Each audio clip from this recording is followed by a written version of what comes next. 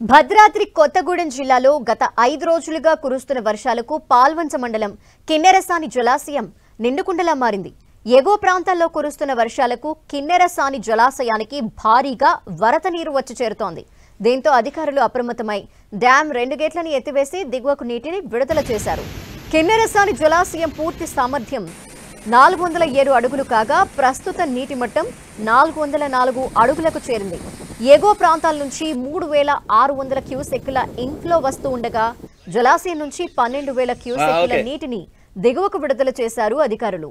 కిన్నెరసాని నది పరివాహక ప్రాంతాల ప్రజలు అప్రమత్తంగా ఉండాలని అధికారులు హెచ్చరికలు జారీ చేశారు.